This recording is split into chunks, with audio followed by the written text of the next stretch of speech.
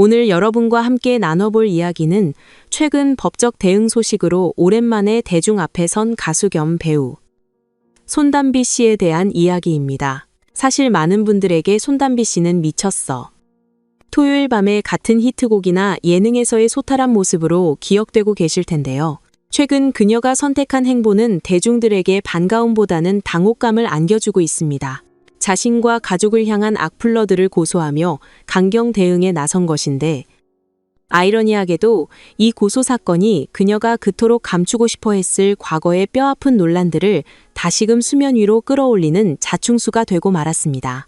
오늘 방송에서는 손담비 씨가 왜 이 토롬이 난당하시 300만 원이라는 거액의 소송을 제기했는지, 그리고 법원의 판결이 시사하는 바는 무엇인지, 나아가 대중들이 왜 그녀의 호소에 싸늘한 반응을 보일 수밖에 없는지 그 내막을 아주 상세하게 들여다보겠습니다.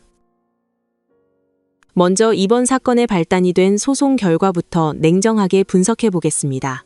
손담비 씨는 자신의 시동생과 관련된 기사에 악성 댓글을 단 네티즌 2명을 상대로 무려 2,300만 원의 손해배상을 청구했습니다. 연예인이 악플러를 고소하는 것은 이제 흔한 일이지만 청구 금액의 규모를 봤을 때 그녀가 느꼈던 분노가 얼마나 컸는지 짐작할 수 있는 대목입니다. 하지만 법원의 판단은 냉혹했습니다.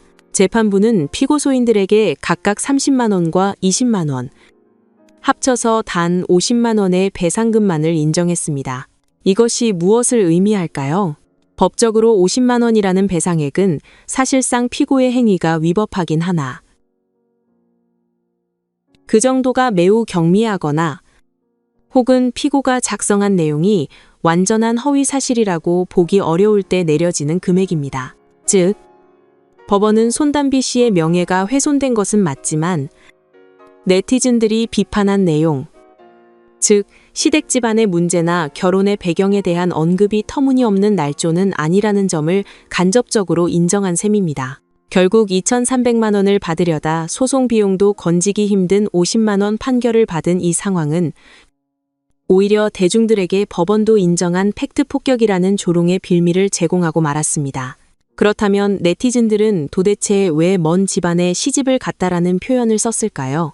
여기에는 정말 입에 담기조차 힘든 충격적인 사건이 배경에 깔려 있습니다. 손담비 씨의 남편 이규혁 씨의 친동생이자 전 피겨스케이팅 국가대표 출신 코치인 이규현 씨의 성범죄 사건입니다. 이규현 씨는 자신이 가르치던 10대 미성년자 제자를 상대로 씻을 수 없는 범죄를 저질렀습니다. 사건의 내용을 들여다보면 더욱 충격적입니다. 그는 인적이 드문 한강 공원 등지에서 자신의 차량에 제자를 태운 뒤 성추행을 시도했고, 심지어 이를 불법적으로 촬영까지 한 혐의를 받았습니다. 스승이라는 절대적인 지위를 이용하여 꿈 많은 어린 선수의 인생을 짓밟은 파렴치한 범죄였습니다. 이 사건으로 인해 이규현 씨는 징역 4년의 실형을 선고받고 법정에서 구속되었습니다. 당시 그는 감형을 받기 위해 3천만 원을 공탁했지만 피해자 측은 이를 거부하며 끝까지 엄벌을 탄원했습니다. 이런 흉악한 범죄자가 가족 구성원으로 있는 집안에 대해 네티즌들이 시댁을 잘못 만났다거나 집안꼴이 말이 아니다라고 비판한 것을 두고 과연 무조건적인 악플이라고 매도할 수 있을까요? 대중들은 바로 이 지점에서 손담비 씨의 고소에 대해 공감하지 못하고 있는 것입니다. 이번 소송이 불러온 또 하나의 역효과는 손담비 씨 본인의 흑역사인 일명 가짜 수산업자 사기 사건이 다시 재조명되고 있다는 점입니다. 고소당한 댓글 중에는 돈 보고 결혼하더니 꼴 좋다라는 내용도 포함되어 있었는데, 이는 과거 손담비 씨가 수천억 원대 사기꾼 김모 씨로부터 받았던 어마어마한 선물 리스트를 연상케 합니다. 당시 언론을 통해 공개된 리스트는 그야말로 입이 떡 벌어지는 수준이었습니다. 포르쉐 박스터 차량, 수천만 원을 호가하는 에르메스 버킨백, 까르띠에 주얼리, 프라다 의류, 아이폰 등등 백화점 명품관을 통째로 옮겨놓은 듯한 목록이었습니다.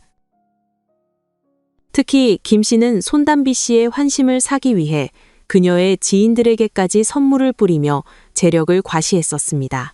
논란이 불거졌을 당시 손담비 씨 측은 팬이라며 일방적으로 보내온 선물이었고 모두 돌려주었다라고 해명했습니다. 하지만 여기서 우리는 상식적인 의문을 품을 수밖에 없습니다. 수천만 원짜리 명품 가방과 억대 외제차를 상대방이 거절하는데도 일방적으로 떠안기는 것이 현실적으로 가능한 일일까요? 창문 너머로 던져놓고 도망가지 않는 이상 받는 사람이 수령 의사가 있었기에 전달이 가능했을 것이라는 합리적 의심이 듭니다. 이번 고소 사건은 대중들의 기억 속에서 희미해져 가더니 스폰서 의혹을 다시금 생생하게 살려내는 기폭제가 되었습니다.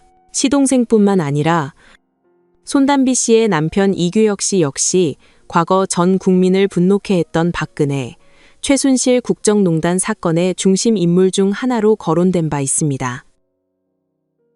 이규혁 씨는 당시 최순실의 조카 장시호와 긴밀한 관계를 유지하며 한국동계스포츠 영재센터 설립 등 이권 개입에 관여했다는 의혹을 받았습니다. 청문회와 수사 과정에서 그는 장시호와의 관계를 부인하다가 증거가 나오면 말을 바꾸는 등의 태도로 큰 실망을 안겨주었죠. 심지어 두 사람 사이의 연인 관계가 아니었냐는 의혹까지 제기되며 통수의 아이콘이라는 불명예스러운 별명까지 얻기도 했습니다. 결과적으로 손담비 씨가 선택한 결혼 생활은 시동생의 미성년자 성범죄, 남편의 정치적 스캔들, 그리고 본인의 금품 수수 의혹까지 얽히고 설킨 종합 논란 세트 위에 서 있는 형국입니다. 이런 상황에서 네티즌의 비판을 겸허히 수용하기는커녕 법적 잣대를 들이대며 입을 막으려 했던 시도는 대중의 정서를 전혀 읽지 못한 패착이었습니다. 결론적으로 손담비 씨의 이번 소송은 긁어부스럼이라는 옛말을 정확하게 증명하는 사례가 되었습니다. 그녀는 악플러를 처벌하여 명예를 회복하고자 했겠지만 결과는 정반대였습니다. 50만 원이라는 초라한 판결 금액은 그녀의 주장에 힘을 실어주지 못했고 오히려 잊혀가던 시동생의 성범죄와 본인의 명품 수수 의혹만 전 국민에게 다시 알리는 꼴이 되었습니다. 진정한 명예는 법정 싸움에서 이긴다고 얻어지는 것이 아닙니다. 특히 공인으로서 가족의 과오나 본인의 과거 논란에 대해서는 억울함을 호소하기 이전에 대중이 느끼는 실망감과 배신감을 먼저 헤아리는 자세가 필요했습니다. 차라리 침묵을 지키며 조용히 활동을 이어갔다면 어땠을까요? 이번 사건을 계기로 손담비 씨가 대중의 목소리에 조금 더 귀를 기울이고 법적 대응보다는 진정성 있는 모습으로 다가오기를 바라는 마음입니다. 오늘 준비한 소식은 여기까지입니다. 손담비 씨의 이번 고소 사건과 다시 불거진 논란들에 대해 여러분은 어떻게 생각하시나요? 여러분의 날카로운 의견을 댓글로 남겨주시면 감사하겠습니다. 영상이 유익하셨다면 구독과 좋아요, 알림 설정 부탁드립니다. 감사합니다.